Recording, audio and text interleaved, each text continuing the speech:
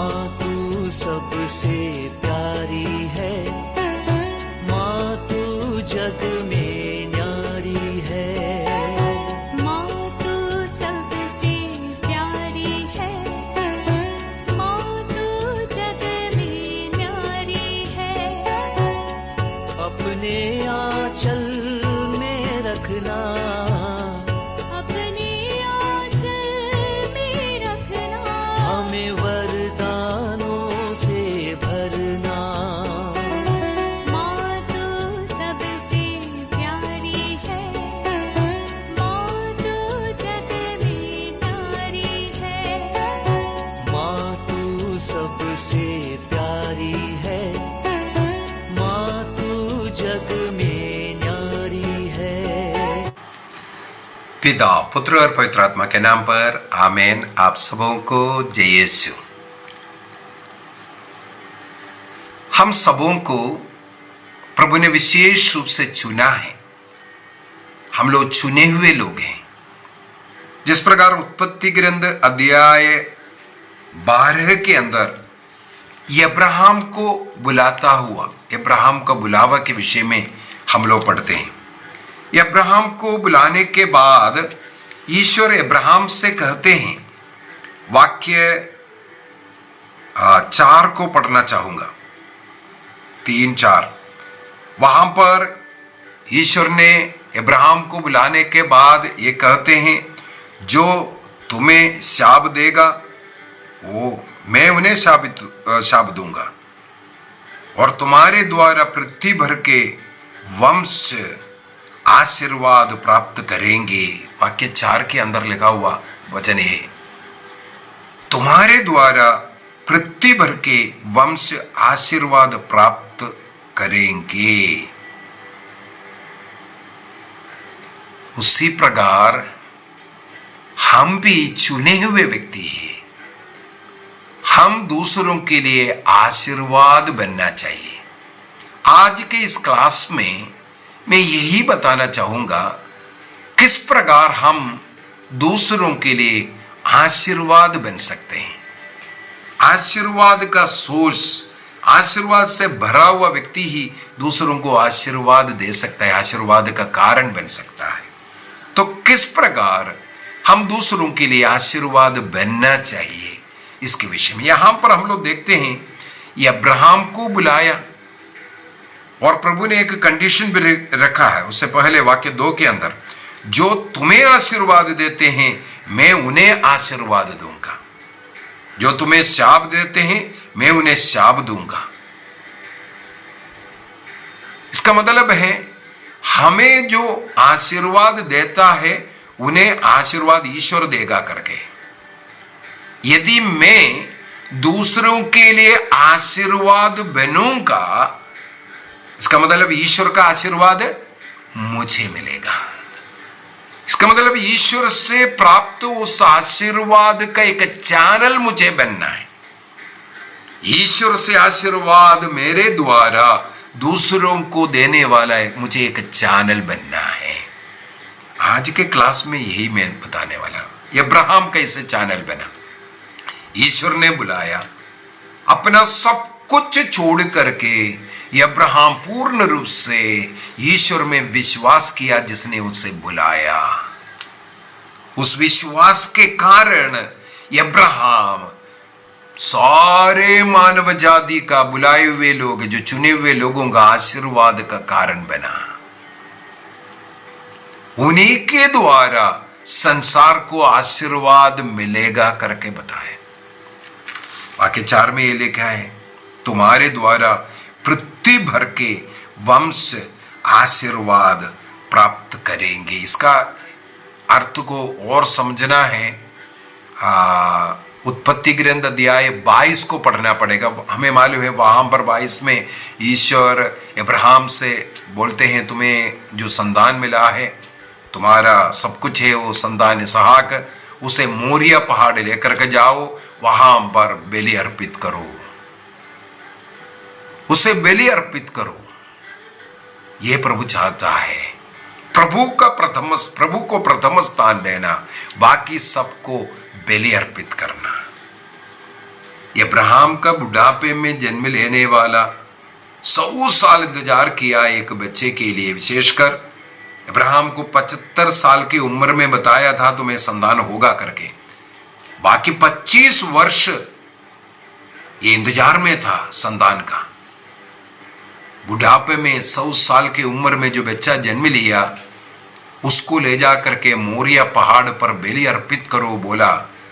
उत्पत्ति ग्रंथ अध्याय 22 में हम लोग पढ़ते हैं, अगले दिन सुबह उड़ करके उस अपने बच्चे को लेकर के वो मोरिया पहाड़ जा रहा है। 3 दिन के सफर के बाद वो मोरिया पहाड़ का उस नीचे आते हैं। वहां उनके नौकरों को गधा सब छोड़ करके अपने पुत्र को लेकर के वो पहाड़ चढ़ते हैं। यरूशलेम पहाड़ है वो। उस पहाड़ चढ़ते हैं, वहां बलिवेदी बनाते हैं, वहां अपने पुत्र को बांध करके रखते हैं। इसके बाद प्रभु वहां पर उससे बात करना शुरू किया। प्रभु ने क्या कहा? वाक्य 12 को पढ़ता हूं। बालक पर हाथ नहीं उठाना, उसे कोई हानि नहीं पहुंचाना। अब मैं जान गया कि तुम ईश्वर पर श्रद्धा रखते हो। तुमने मुझे अपने पुत्र, अपने इकलौते पुत्र को भी देने से इनकार नहीं किया। इसका मतलब अब्राहम की एक परीक्षा था अपने पुत्र की बलि अर्पित करने का।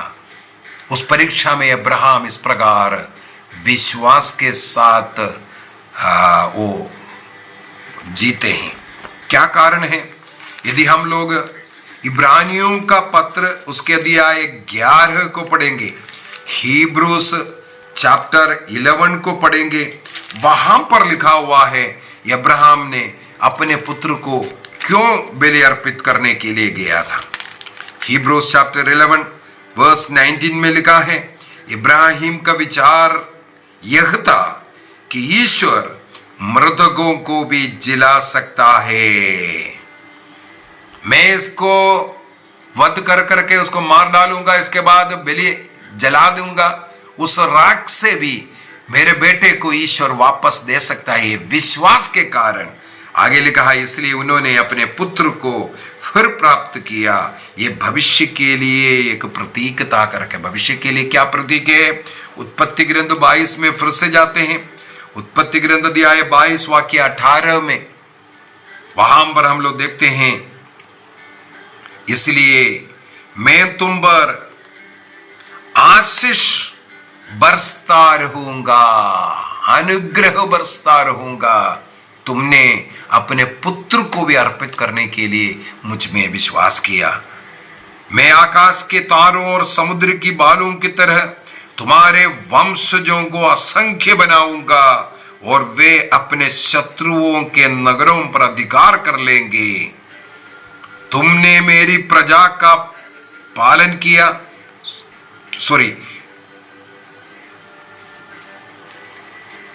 तुमने मेरी आज्ञा का पालन किया है, इसलिए तुम्हारे वंश के द्वारा पृथ्वी के सभी राष्ट्रों का कल्याण होगा। तुम्हारे वंश के द्वारा पृथ्वी के सभी राष्ट्रों का कल्याण होगा। इसका मतलब अब्राहम ईश्वर का आशीर्वाद ग्रहण करते हैं। उस आशीर्वाद अब्राहम के संतान के द्वारा सभी पृथ्वी के सभी लोगों में वो आशीर्वाद आएगा करके। किसकी ओर इशारा है? मत्ती के सुसमाचार अध्याय 1 वाक्य 1 को अगर हम पढ़ेंगे, वहां पर अब्राहम के पुत्र दाऊद के वंशावली ने दाऊद के पुत्र ईसा मसीह के वंशावली बोल करके लिखा है। अब्राहम का पुत्र दाऊद के पुत्र ईसा मसीह का वंशावली। इसका मतलब है संसार भर के सभी लोगों को आशीर्वाद देने वाला ईसा मसीह का जन्म अब्राहम का पुत्र के रूप में हुआ। अब्राहम के वंश में जन्म लिया कर करके लिखा। तो इस प्रकार दूसरों के आशीष का, अनुग्रह का कारण अब्राहम बना। हमें भी इस प्रकार दूसरों के अनुग्रह का कारण बनना है। यही बताने के लिए मैं ये पीछे जो घटना अब्राहम और ईसा मसीह से जोड़ करके बोला। यदि हम उस प्रकार योग्य जीवन जिएंगे, दूसरों का अनुग्रह का, दूसरों के लिए आशीष का कारण बन करके मैं जीऊंगा, यदि मेरे द्वारा किसी को आशीष मिलता है, ईश्वर का आशीर्वाद मेरे द्वारा उनमें या अनेकों में बहता जाएगा। ईश्वर का अनुग्रह प्राप्त करने के लिए हमें अनुग्रह देना जरूरी है। दो और तुम्हें दिया जाएगा, ये प्रभु कहते हैं। उसके लिए मैं कुछ बातें बता कर दूंगा। 8 पॉइंट मैंने नोट किया है। ये 8 पॉइंट हम अपने जीवन में अपनाएंगे। सबसे पहली बात, ईश्वर के साथ हमारे एक मजबूत रिश्ता बनाकर रखना है। वो रिश्ते को हमेशा मजबूती में बनाकर रखना है, गहराई में वो रिलेशन होना जरूरी है। उसके लिए क्या करना है? पर्सनल प्रार्थना, व्यक्तिगत प्रार्थना, पारिवारिक प्रार्थना, मिस्सा बलिदान और अन्य संस्कारों को ग्रहण करते हुए पवित्र बाइबल को पढ़ना, पवित्र बाइबल के वचनों को सुनना, जो कैथोलिक चर्च से जो वचन सुनाया जाता है उसी को सुनकर के सीखना, विश्वास में रहना। इस प्रकार हम ईश्वर के साथ एक मजबूत रिश्ता बनाए रखेंगे। जब ईश्वर के साथ हमारे रिश्ता है, ईश्वर के आशीर्वाद हमारे अंदर भरेगा, हम दूसरों के लिए आशीर्वाद का कारण तभी बनेंगे। प्रार्थना करने वाला, अच्छी जीवन जीने वाला, पाप से दूर रहने वाला, संस्कारों को समय समय पर ग्रहण करने वाला, प्रभु यीशु मसीह को रोटी और दाखरस के रूप में ग्रहण करने वाला, वो दूसरों के लिए अनुग्रह का कारण बनेगा। ये पहला। दूसरा, हमारे अंदर ईश्वरीय प्रेम से भरना है। रोमियो का पत्र दिया है 5 वाक्य 5 में लिखा है, ईश्वर का प्रेम पवित्र आत्मा के द्वारा हमारे हृदय में उमड़ता है। अर्थात जो ईश्वर के साथ रिश्ता जुड़ गया, पवित्र आत्मा के द्वारा हमारे अंदर वो ईश्वरीय प्रेम आएगा। जिस प्रकार ईसा मसीह का जीवन हमारे लिए उदाहरण है, वो कितना दयालु था, दया सागर था। दूसरों के रोना देखकर के रोने वाला, भूखों को देखकर के दया आने वाला, ऐसे व्यक्ति इसी प्रकार वो प्रेम से भर करके हमें भी प्रभु यीशु मसीह के समान दयालु बनने की जरूरत है। कंपैशन। योहन का सुसमाचार अध्याय 13 वाक्य 34 में प्रभु यीशु मसीह ने कहा, जैसे मैंने तुम्हें प्यार किया उसी प्रकार तुम भी एक दूसरे को प्यार करो। जैसे यीशु मसीह का, ईश्वर का प्रेम हमें मिलता है, उसी प्रकार हमें भी दूसरों को प्रेम करना है। ये नियम दिया है। तीसरा पॉइंट, हमारे जीवन में ईश्वरीय गुणों से हमें भरना है। कुछ अच्छे गुण वाला हमें बनना है। अन्य लोग हमें देखेंगे, हमारे अंदर कुछ अच्छे अच्छे स्वभाव होना चाहिए और उनको भी आग्रह होना चाहिए, उनके जैसे मुझे भी बनना है। इस प्रकार हम उनका अनुग्रह का कारण बन रहा है, हम अपने को बना रहा है, उसी के द्वारा हम दूसरों के लिए अनुग्रह का कारण बन रहा है। जैसे वर्चुस, जो अच्छे जो गुणों में विनम्रता का गुण, ईसा मसीह ने कहा तुम मुझसे सीखो, मैं स्वभाव से कितना विनम्र हूं। मत्ती का सुसमाचार अध्याय 11 वाक्य 29, मैं स्वभाव से कितना विनम्र हूं। उनकी वो विनम्रता, गरीब परिवार में जन्म लिया, गरीब बन करके रहा, गरीब बन करके मृत्यु हुआ। इस प्रकार एक विनम्रता की हमें जरूरत है और हमें उदारता की जरूरत है, दूसरों को देने वाला। मैंने कल के क्लास के अंदर भी यही बोला था, उदार जितना हम बनते जाएगा, देने वाला बनेगा, हम पवित्र बनते जाएगा। दूसरों को क्षमा करना, सहन करना, प्यार करना, कुछ इस प्रकार का अच्छे गुणों को अपना कर रखना। चौथा, हम जहां कहीं भी जाए, हमारा जीवन प्रभु का एक साक्षी होना चाहिए।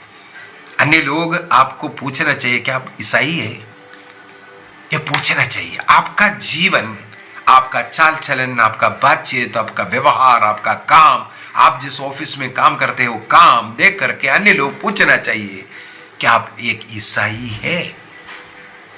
अर्थात जहां कहीं भी जाए आपको एक छाप, एक सील छोड़ना है, मसीह को देना है। वो एक सुसमाचार प्रचार है। ये इस प्रकार आपको जीवन जीना है। आपका विश्वास, आपका भक्ति, आपका चाल चलन, आपका ईमानदारी अन्य लोगों के लिए उदाहरण बनना, वो उनको आशीष का, अनुग्रह का कारण है। 5वां पॉइंट में दूसरों की सेवा करना शुरू कीजिए। जैसे ईसा मसीह दूसरों की सेवा करने के लिए निकल पड़ा, दूसरों के लिए मरने के लिए तैयार किया। जो लोगों की सेवा कार्य जो होता है वो आपको खुशी देने वाला होना चाहिए। आपकी सेवा के द्वारा अनेकों लोगों को खुशी मिलना भी चाहिए।